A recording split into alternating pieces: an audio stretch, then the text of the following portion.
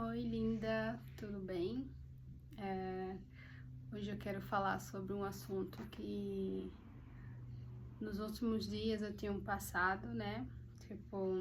Eu tenho vivido essa experiência e gostaria de compartilhar com vocês e ver também se não sou eu que eu tô passando por isso também, mas que todos nós de alguma forma podemos nos conectar, né?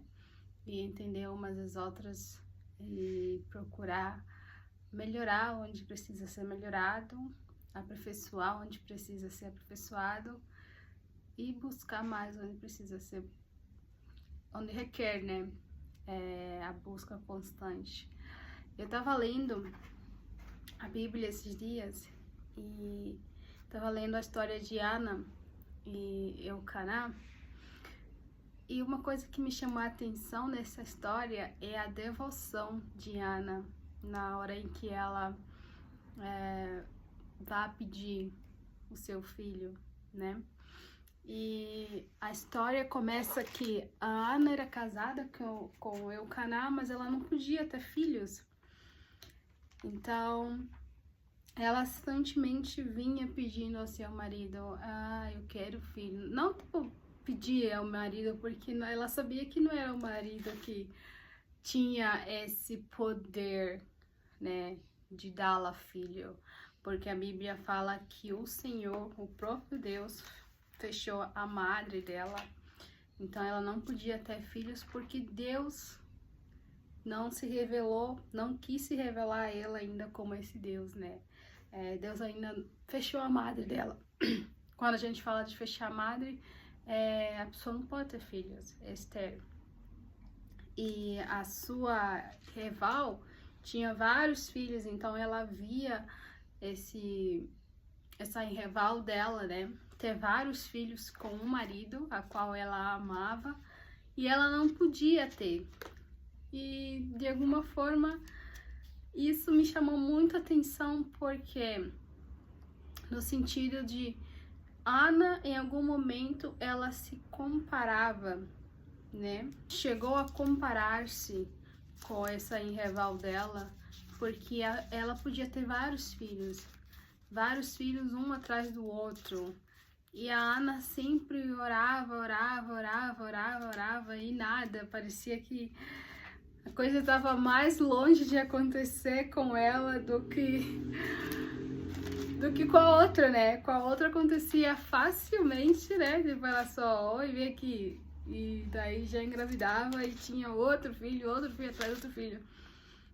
E a Ana se encontrava nesse lugar de murmuração, podemos assim dizer, né? A Ana se encontrava nesse lugar de murmurar e fim de que ela chegou o momento de, cara, não vou murmurar mais contigo, né, com o marido, porque a Bíblia relata uma parte em que Eucaná falou para ela, eu não te sou melhor do que 10 filhos, né? Como mulher, eu acho que, eu não sei, eu acho que eu ia, tipo, não sei qual seria a minha resposta, né? Mas vivendo experiências de espera e de comparação com outras pessoas, provavelmente eu surtaria com Eucaná e diria, o que você tá falando? Você acha que o problema é só meu, de eu não poder ter filho? Mas aí, até que não, porque a gente viu que ele tinha filho com outras mulheres. Então, resumidamente, a Ana que não podia ter filho. Isso é verdade, era a Ana que não podia ter filhos. Porque o Senhor fechou a madre dela. Então, quando Eucaná vira pra Ana e fala assim, porque teve um momento que ela surtou, ela falou, eu preciso ter filho, ela chorava, ela não tinha apetite, ela não comia. Então, aqui vai uma pergunta pra você, né? E essa reflexão, né, esse momento em que Eucaná fala pra ela, eu não sou melhor do que 10 filhos, e me deixou refletir numa questão em que os meus anseios estão a deixar-me sem apetite ou sem sono, né? Eu anotei aqui porque eu preciso fazer esboço para não esquecer. Os meus anseios, os meus desejos estão me deixando sem apetite ou sem sono? Porque se a gente for lá em 1 Samuel e reler de novo a história de Ana, a gente vê que teve parte no momento que ela, tipo, rejeitava, não queria comer, chorava e ficava sem apetite. Então, tipo assim, muita coisa atrás da outra porque ela realmente queria ter essa realização, esse desejo de tornar-se mãe do homem que ela ama, né? Tipo, é o que eu acredito que é o que toda mulher quer. Casou e depois quer formar família, e formando família a partir de ter filhos. E Eucaná fala pra ela, não sou melhor do que 10 filhos. E ela guarda isso com ela. Ela guarda isso com ela e ela não resmunga mais com o marido. Ela não vai mais atrás do marido dizer, ai, você, ai, não sei o que, sabe? Ela guarda e fica com isso e vai até a cidade em que eles iam, porque tinha um certo momento que eles saíam da cidade deles, né? E subiam ao monte para poder dedicar sacrifícios e tudo mais. E lá nesse lugar tinha o profeta Eli. E aí ela chega lá nesse momento, todo mundo tá lá dedicando oferta e tudo mais. Ela chega e começa a orar. E Eli pensa que ela tá bêbada. Então aqui mais um ponto, né? Mais um ponto. Isso quer dizer, em algum momento Eli já tinha visto ela embriagada, em desejo de, tipo assim, me embriaguei porque eu tava ansiosa e não tô vendo recursos, não tô vendo saída, então vou encher a cara. Isso é resumo meu, né? Tirando dessa parte, quando ele falou, mulher, até quando você vai se embriagar, blá blá blá, deixa desse vício. E ela falou, não, meu senhor, a sua serva não está embriagada, a sua serva está em prantos, suplicando ao Todo-Poderoso. E ele fala para ela, então vai em paz e que seu desejo seja concedido. Então a Ana estava em profunda súplica e em oração naquele momento, quando ele pensou que ela estava embriagada. Então podemos tirar a conclusão de que em certo momento ela já tinha sido vista embriagada, porque tava magoada e ansiosa e, tipo assim, muitas coisas acontecendo, né? Mas também possa ser que não. Possa ser que Eli também, se você for ver a história de Eli, ele também tava meio à esquerda-direita já com Deus, né? Tipo, tava meio aí e Deus já tava meio, tipo, ultimato aqui pra ti, sabe? Então a gente vê que ele é um profeta que foi um profeta descuidado, ele não cuidou dele, do corpo dele, porque ele comia bastante, ele bebia, né? E a gente, no finalzinho, assim, a gente vê a morte dele, ele morreu por quê? Porque era obeso, então, tipo, quem é obeso, a gente tem várias conclusões para quem é obeso, tem obeso de nascença e tem outros por aí, né? Enfim, então a gente vê que tem muitos fatos nessa história, mas o que me chama mais atenção é a devoção da Ana, no sentido de que ela disse, chega para comparação, chega de comparação com Penina, né? Era a outra mulher de Eucaná. Chega de comparação, eu não quero mais ter que olhar para Penina e chegar a ter essa dor no meu coração, não ter mais apetite, ficar sem sono. Chega de viver nesse anseio e chega de querer com que as coisas sejam no meu tempo. E aí que eu entro, né? Porque a gente quer muito que as coisas aconteçam no tempo, nosso tempo, né?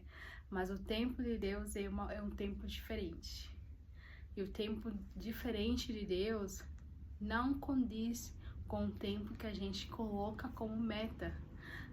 Minha meta desse ano é ficar mais magra, comer menos doce, mexer menos nas redes sociais, ter mais tempo de qualidade com a família. Não, a nossa meta é uma meta muito diferente da meta que Deus tem para nossas vidas. Então, quando a gente anseia muito uma coisa, a gente precisa se perguntar onde está o poder, onde o poder de Deus pode se manifestar nesse nosso desejo, onde o poder de Deus pode se revelar, não só para a nossa vida, mas para a vida das pessoas ao nosso redor, porque se eu peço a Deus, por exemplo, eu peço para Deus que, Deus, quero casar esse ano, tá, o que o meu casamento vai trazer para outras pessoas, né?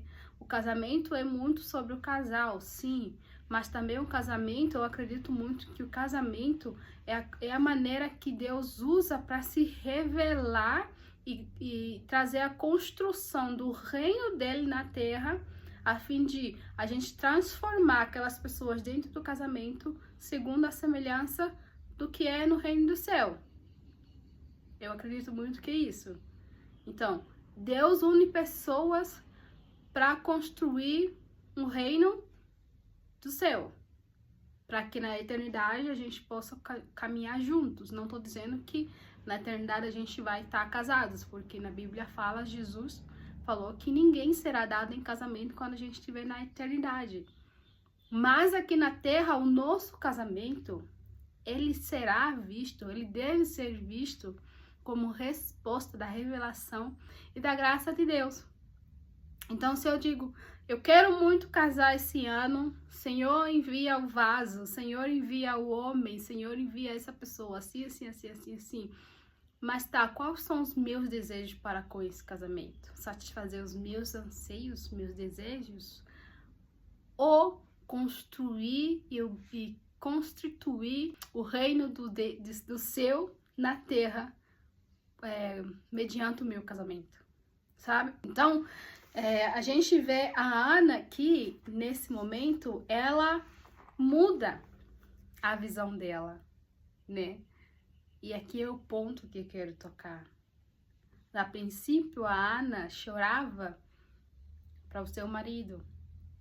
A princípio, a Ana debatia com a Penina. Então, a gente vê sentido aqui, a gente vê comparação. A princípio, a Ana não comia. Então, a gente vê aqui ela se prejudicando a si mesma. A princípio, a Ana ficava nos cantos, esperando, sonhando por esse momento. Ela via outras mulheres grávidas, aí ela ficava toda animada, tipo, ai meu Deus, você tá grávida e tudo mais. Mas aí, quando ela voltava no seu canto, a Ana tava em prantos. A Ana tava com o coração quebrantado, a Ana tava andando com o ombro caído. Sabe quando sabe aqueles filmes de zumbi? Quando os zombies estão vindo e eles ficam tipo... sabe? Cara, é uma sensação horrível se sentir desse jeito.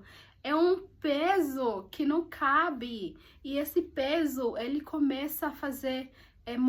movimentando aqui dentro, é um sentimento horrível. É uma coisa que você sabe que você tá muito sem saber o que fazer. Você tá muito perdida. Esse é o resumo, sabe? Você tá muito perdida. Eu me sinto muito perdida. Eu estou perdida nos meus desejos, nos meus anseios. Eu estou perdida nos meus grandes sonhos. Eu estou perdida naquilo que mais me dá vontade de levantar todos os dias e dizer um dia isso vai acontecer, mas eu tô perdida. Em algum momento eu me perdi. Em algum momento eu perdi. Em algum momento eu parei de pensar como Deus vê. Como Deus se manifesta nisso? Como Deus vai se manifestar? Pode se manifestar através da minha vida? E como que eu posso sair desse lugar? E como que eu posso entender a graça? A revelação da verdadeira graça? Através de pequenos gestos, através de uma só palavra. Então, quando Eli falou para Ana, vai, minha serva, e que o Senhor conceda-te o desejo do seu coração, aquilo que você estava orando, já que você disse que você estava orando em súplica, que o Senhor vai. A Bíblia diz que eles voltaram para casa e Ana e o Caná tiveram relações e ela concedeu. E ela concedeu. Mas uma coisa que me chamou a atenção é a objetividade de Ana na oração que ela fez. A Ana foi muito objetiva.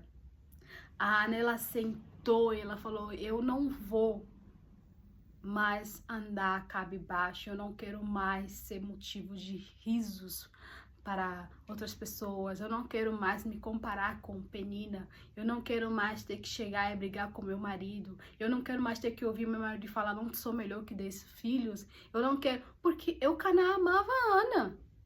Aqui a gente consegue ver também que às vezes o amor, né, do seu marido não te é suficiente para quando você não está na plenitude com Deus. Quando você não se encontra na plenitude com Deus, nem o seu amor, o seu casamento que tanto você sonha, você chega a casa, não vai te satisfazer. Você não vai estar satisfeita. Você não vai estar completa. Porque a completude só vem daquele que pode tudo realizar. Só vem daquele que o fardo dele é leve. Só vem daquele que ele consegue fazer todas as coisas possíveis. Então, se você acha que a sua felicidade, a sua comparação, os seus anseios, todos eles vão ser complementados ou alimentados, ou tipo, não ter mais esse tipo de problema com comparação, ansiedade e tudo mais, porque você vai procurar alguém para te ajudar, amém, glória a Deus, a medicina hoje está avançada, mas se você não tiver a plenitude, se você não tiver completa, e se você não tiver a sua essência cravada, alicerçada em Deus, você vai continuar procurando. Você vai continuar a ter sede. Você vai continuar a ter fome. Você vai continuar, tipo, viver o que você quer viver. Você vai ficar sempre sem respostas. Você vai estar sempre sem... Eu não sei. Eu não sei o que eu tô fazendo. Eu realmente não sei. Eu realmente não tô entendendo o que eu tô fazendo, como eu tô vivendo. Por quê? Todas essas respostas sempre vão existir. Ai, fulano, tem, eu não tenho. Por quê? E uma coisa que eu aprendi é, em vez de você procurar o porquê, procura o como, né? Procura o como. E isso foi uma resposta do Espírito Santo, tipo, 1 ano atrás. Eu tava tipo, por quê? Ele falou, para de querer procurar o porquê. Como? Olha por como. Olha, um exemplo. Como eu cheguei até aqui? Entendeu? Não o porquê eu cheguei até aqui. Porque se fosse o porquê, seria outra história. Eu nem quis vir pra cá. Entendeu? Eu nem quis estar aqui. Por quê? Porque não quero. Mas como? Quem é o meu como? Como eu vim parar aqui? Porque Deus quer que eu vou... Tenho que estar aqui. Esse é o meu como. Entendeu? Como? Como a gente não sabe, mas a gente vai estar lá porque... Entendeu? Às vezes a gente só precisa trocar. Depois, em vez de usar o porquê, só como. Como que você vai estar? Com Jesus. Esse é o meu como. É um pouco difícil de entender e fica meio confuso. Mas preste atenção. Em cada coisa que você já viveu na sua vida. Como que você viveu? Ou com quem você estava vivendo? E como que essa pessoa fez com que todas essas coisas se realizassem? como Deus fez, quem Deus fez. Sabe? Então a oração de Ana, ela foi muito, muito objetiva. Ela falou: Senhor, eu só quero um filho. Me dê apenas um filho e eu vou dedicá-lo a ti.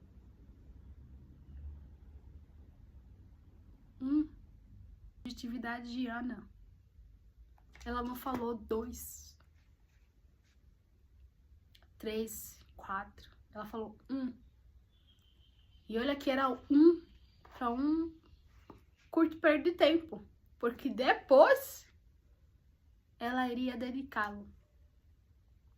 Para quem? Para Deus. Para viver como sacerdote. Como profeta do Senhor. Então as coisas que a gente anseia devem estar ligadas, alicerçadas com o reino de Deus. Devem ser aquelas que têm propósito, que não vai só alcançar o nosso ego, mas que vai alcançar milhares, gerações, sabe? Que vai trazer a nós a esperança de que no dia de amanhã, quando essa promessa se revelar, eu serei a única a sair e ganhar, vai ter pessoas também. Quando Jesus veio, Jesus não alcançou só uma pessoa, mas ele acabou alcançando a humanidade toda. E o povo que era escolhido, a nação escolhida, o rejeitou. Mas porque ele teve o objetivo e cumpriu o seu objetivo, aquele um povo que era para o receber e que o rejeitou, não foram só eles que saíram ganhar. Nós também fomos ganhos nessa vinda de Jesus. Então, que você possa encontrar a plenitude em Jesus, que você possa encontrar o conselheiro que vai ser muito melhor para você. Eu não falo só isso para você, falo para mim também, porque momentos e coisas difíceis vêm e vão, mas quando a gente sabe em quem nós estamos, as coisas ficam muito, muito mais leve para viver o como e com quem a gente quer viver. Então é isso, e até o próximo vídeo.